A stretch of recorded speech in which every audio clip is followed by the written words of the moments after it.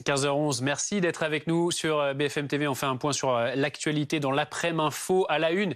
Ce dimanche, aux États-Unis, une fusillade a fait 10 morts et au moins 10 blessés en Californie. Des dizaines de milliers de personnes étaient rassemblées à Monterey Park pour les festivités du Nouvel An chinois. L'auteur présumé est toujours en fuite. 60 ans après la signature du traité de l'Elysée, Emmanuel Macron reçoit aujourd'hui le chancelier allemand Olaf Scholz. Visite de la Sorbonne, puis conseil des ministres franco-allemands à l'Elysée.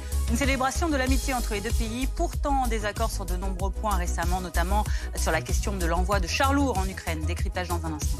Le gouvernement explique et défend sa réforme des retraites ce dimanche avant sa présentation demain en Conseil des ministres. Il ouvre notamment la porte à des mesures plus coercitives pour favoriser l'emploi des seniors. De son côté, Philippe Martinez prévient de possibles journées d'action pendant les prochaines vacances.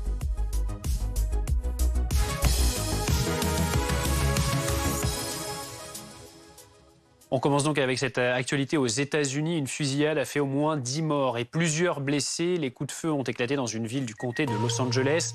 Des milliers de personnes étaient rassemblées pour fêter le Nouvel An chinois dans une ville à majorité asiatique. Antoine Hollard, vous êtes notre correspondant aux États-Unis. Antoine, l'auteur serait toujours en fuite. Oui, absolument. Le tireur est toujours en fuite. C'est ce qu'a indiqué tout à l'heure un responsable de la police lors d'un point presse. Ce que l'on sait, c'est que cet homme a fait irruption hier soir dans une salle de bal fréquentée essentiellement par des Asiatiques. Il y avait d'ailleurs beaucoup de monde qui était rassemblé à cet endroit pour fêter le Nouvel An chinois. Et selon des témoins, le tireur était lourdement armé, équipé d'un fusil semi-automatique. Il aurait vidé plusieurs chargeurs sur les clients avant de prendre la fuite. Le bilan, vous l'avez dit, est très lourd. 10 morts, 10 autres personnes ont été blessées, dont certaines transportées à l'hôpital dans un état critique. Alors pour le moment, les motivations du tireur restent inconnues. On pense évidemment à un crime raciste. La fusillade, la tuerie a eu lieu à Monterey Park, une petite ville de la banlieue de Los Angeles, où vivent essentiellement des Asiatiques. Ils représentent 65% des habitants. Mais pour le moment, la police se montre extrêmement prudente. Elle indique simplement que toutes les pistes sont à l'étude. Le FBI notamment a été chargé de l'enquête. En attendant, les festivités du Nouvel An chinois qui devaient se poursuivre aujourd'hui dimanche ont évidemment été annulées. Tout cela se passe aussi dans un contexte où la violence par arme à feu atteint des niveaux records aux États-Unis. Depuis le début de l'année, depuis le 1er janvier, 34 fusillades de masse ont déjà eu lieu aux États-Unis. Ça fait plus d'une par jour en moyenne. Merci Antoine Hollard pour ces précisions en direct depuis Washington pour BFM TV. L'actualité en France à présent. Emmanuel Macron reçoit donc aujourd'hui le chancelier allemand Olaf Scholz à l'occasion des 60 ans du traité d'amitié franco-allemand de l'Elysée. Agathe Lambré, vous êtes justement au palais de l'Elysée. C'est là qu'on vous retrouve. Le couple franco-allemand a-t-il retrouvé une certaine unité ? Écoutez, du moins en apparence, et c'était le but de la cérémonie organisée ce matin à la Sorbonne, afficher l'unité du couple franco-allemand, tenter de réparer aussi une relation abîmée après des mois de tension. C'est ce qu'ont tenté de faire Emmanuel Macron et Olaf Scholz, chacun dans son style. Les deux hommes sont très différents. La France est indispensable, a martelé Olaf Scholz quand le président français a parlé de la France et de l'Allemagne comme deux âmes dans une même poitrine. Après cette cérémonie se tient en ce moment un autre rendez-vous très symbolique. C'est le Conseil des ministres franco-allemands qui avait été reporté 2 fois de suite tant les désaccords étaient nombreux et profonds. Et ces désaccords subsistent toujours d'ailleurs. Écoutez ce que me disait un diplomate. Aujourd'hui, on ne sera jamais d'accord sur tout, mais l'idée, c'est d'afficher un minimum de dénominateurs communs pour relancer la machine. Au menu des discussions entre les deux hommes, il y a aussi la livraison de chars lourds à l'Ukraine. Oui, c'est le débat qui agite l'Europe en ce moment. Faut-il ou non livrer des chars de combat à l'Ukraine? Et la pression s'accroît particulièrement sur l'Allemagne puisque c'est le pays qui dispose du plus gros stock de blindés lourds. Mais voilà, pour l'instant, Olaf Scholz rechigne à envoyer ses chars Léopard.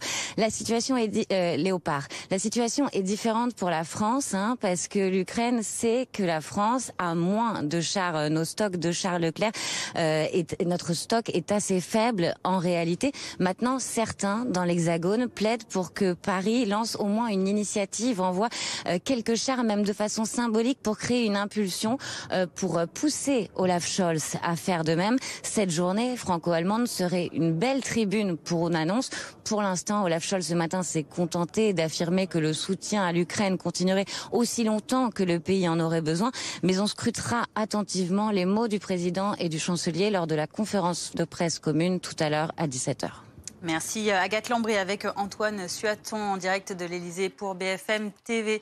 On en vient à présent à cette actualité liée à la réforme des retraites. Au lendemain de cette manifestation des organisations de jeunesse à Paris, Philippe Martinez de la CGT prévient: il n'exclut pas des actions pendant les vacances d'hiver. Et pendant ce temps-là, le gouvernement, lui, est toujours en force ce dimanche pour continuer son explication de la réforme des retraites.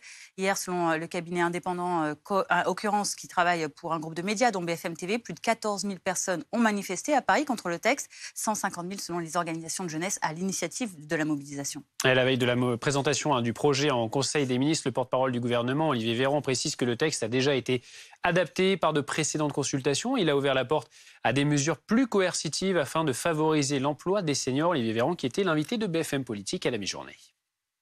Nous sommes dans une logique d'expliquer notre projet. Si vous voulez, ce projet qui sera présenté demain au Conseil des ministres, c'est un projet qui a été concerté pendant des mois avec les partenaires sociaux, pendant des semaines, avec les forces politiques de la majorité et des oppositions. Ils n'ont pas été convaincus, manifestement. Et c'est un projet qui a été profondément modifié entre la copie initiale, souvenez-vous, 65 ans, et la copie qui sera présentée demain, c'est-à-dire 64 ans et plus 65, et des mesures de justice qui étaient attendues par les partenaires sociaux. Donc, ce qui montre qu'on est non seulement à l'écoute, mais qu'on est dans une écoute proactive, c'est-à-dire qu'on est capable d'enrichir, de modifier notre projet.